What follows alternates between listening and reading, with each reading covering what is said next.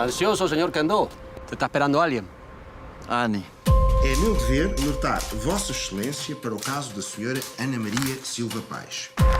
Vou falar-vos do Cuba Libre, uma série para a RTP, produzida pela OP, realizada pelo Henrique Oliveira, que essencialmente conta a história da Annie Silva Paes, filha de Silva Paes, diretor da PIDE, que casa-se com um diplomata suíço que vai para a Embaixada Suíça de Havana e se apaixona pela Revolução Cubana. O Henrique ligou-me cerca de 1 ano e meio antes de começar a filmar a série. Ou seja, entrei com bastante tempo, li as primeiras versões do guião.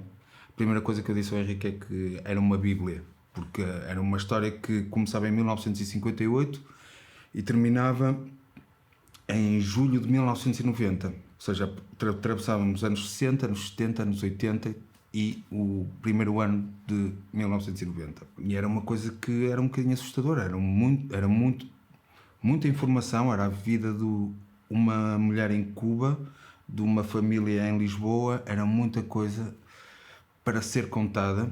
Depois fui acompanhando as outras versões, cada vez foi sendo mais reduzido e dimensionado para as condições de produção. O Henrique partilhou montes. Ou seja, eu li praticamente 4, 5 versões dos guiões constantemente e a partir daí foi muito fácil trabalhar, porque o Henrique, para além de realizador, era o argumentista e era o produtor. Ou seja, praticamente todas as decisões passavam por eles. Toda a construção técnica da série, e eles também estavam envolvidos. E era um realizador que tinha bastante conhecimento técnico, tanto em termos de câmaras objetivas, mas também em termos de BFX, que foram muito importantes na série. As minhas conversas com o Henrique iniciais para chegarmos a um ponto de vista comum foram bastante abertas, foram conversas de sofá, tranquilas. Eu lembro-me mais das coisas que eu disse que não queria que a série fosse e que o Henrique, muitas delas, concordou comigo. E uma delas era, por exemplo, sendo uma série que se passa entre Lisboa na ditadura, não é? E em Cuba, na época da Revolução Cubana, não queria que houvesse um contraste em que a Cuba fosse amarela e Lisboa fosse azul. Desde logo não queria quente e frio, ou seja, não queria estar a dizer que... Não queria fazer um julgamento visual que ao mesmo tempo pudesse ser um julgamento político e social. Ou seja, evitou-se ao máximo que aquela série fosse um julgamento político. E a maior parte da construção visual depois fez a partir desse ponto de vista, que era uma história sobre uma mulher, uma relação dessa mulher com o meio onde foi inserida e a relação com o pai, que tinha uma ideologia totalmente diferente. Então, essencialmente, não ser uma história política, mas ser uma história de relações. E então aí foi muito fácil de definir, ou seja, eu e o Henrique sempre defendemos que a luz devia ser sempre o mais natural possível, ou seja, quando se diz mais natural é justificada por as janelas terem um papel crucial, a luz justificada por praticáveis por candeeiros serem utilizadas para dar alguma noção de realidade, e não sentir que fosse um estúdio. A diferença entre Lisboa e Havana é uma nuance muito... em 600 graus Kelvin, temperatura de cor, não é nada muito significativo. Também não havia a necessidade de fazer uma distinção tão grande, porque íamos passar montes de épocas diferentes. Se houvesse uma preocupação de haver uma constante mudança visual, eu acho que iria ser uma confusão gigante, porque estávamos a passar por diversas mudanças, ou seja, o guarda-roupa mudava, o cabelo mudava. Se a estética visual da série fosse acompanhar os anos, também ia mudar de tal forma que a narrativa poderia ficar ali perdida em artifícios visuais, e o objetivo era essencialmente contar uma história de uma relação entre pessoas. Eu tinha uma equipa relativamente grande, não posso dizer que era uma equipa desfalcada, ou seja, para o tipo de equipamento que usamos e para o que tínhamos disponível, a minha equipa era suficientemente grande, ou seja, essencialmente eram 2 câmaras, eu era um operador, tinha outro operador que era operador de gimbal também, e tinha dois primeiros assistentes de câmara, um segundo assistente de câmara para 2 câmaras. Logo aí já há um corte mas era compensado pelo tamanho de equipamentos, pelo tipo de equipamento que usamos. E um video assist, um data wrangler, um chefe eletricista e 3 eletricistas, ou seja, não estava muito mal servido, estava bastante bem servido e tinha que ser, e foi uma das condições, e que o Henrique percebeu, claro, que nós teríamos que ser bastante ágeis, e isso influenciou tanto o tamanho da equipa como na escolha do tamanho do equipamento e do tipo de equipamento que estávamos a usar. Uma das coisas mais desafiantes foi a diferença de alturas entre os atores principais.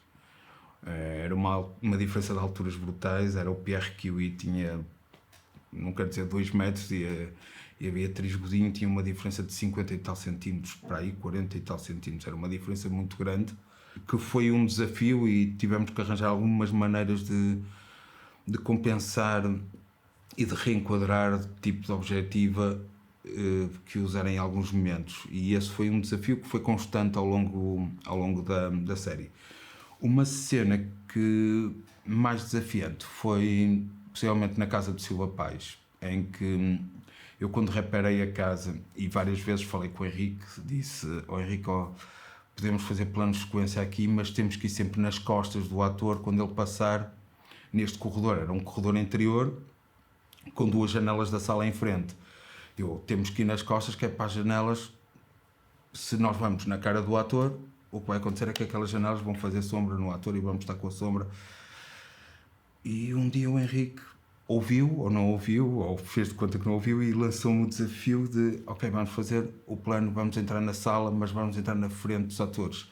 E eu, com 2 janelas nas costas da câmara, com o ator a caminhar em direção às janelas, por muito que eu não quisesse, a justificação do Henrique para fazer aquele plano era muito válida, que era o primeiro momento em que a Anita Silva Paz, mulher de Silva Paz, estava sozinha, tinha sido abandonada pela filha que foi para Cuba, o marido estava preso à espera de julgamento, a governanta que foi para as manifestações de 1º de Maio, e ela estava realmente, primeira vez, completamente sozinha e abandonada.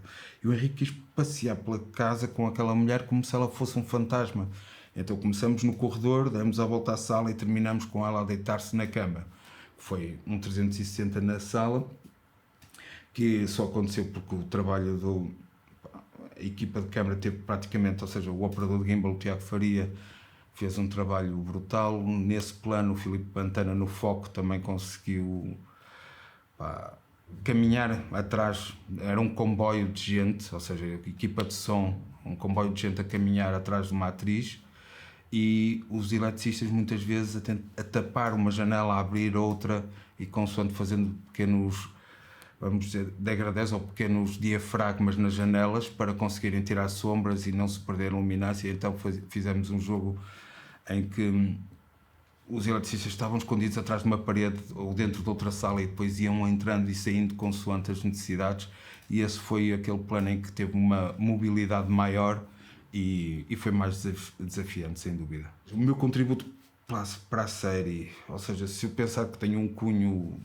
ou seja, tenho um cunho porque existe um trabalho de escrita, existe um trabalho de criação, existe um trabalho de produção, existe um trabalho de partilha de muita informação, existe um trabalho de guarda-roupa, ou seja, a fotografia enquanto por si não existe se não houver o guarda-roupa, se não houver o cabelo, se não houver a maquilhagem, se não houver uma ideia, se não houver o trabalho dos atores. Ou seja, eu entrego alguma coisa, mas é só alguma coisa. Ou seja, não vejo um cunho, e não acho que a única coisa que existe é a percepção dramática e percepção narrativa. Isso sim é do diretor de fotografia, juntamente com o realizador. É capaz de ser a coisa mais individual do diretor de fotografia.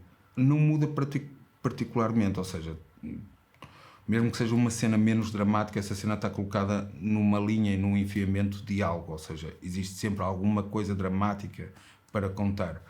Existem outras cenas que, por exemplo, cenas íntimas, ou cenas em que alguém chora a morte de um filho, ou, por exemplo, aí normalmente existe um silêncio no set.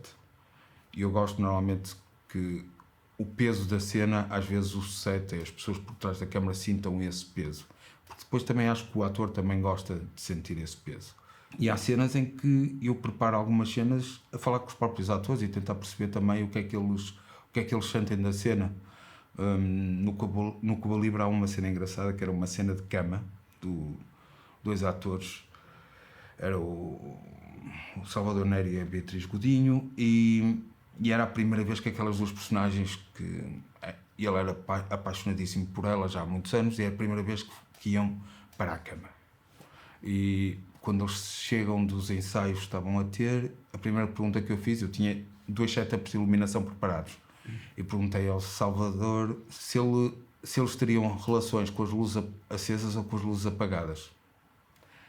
E o Salvador respondeu-me que possivelmente com as luzes apagadas, porque ele gosta tanto daquela mulher que tinha medo que, se fosse com as luzes acesas, ela visse algo que não gostasse nele.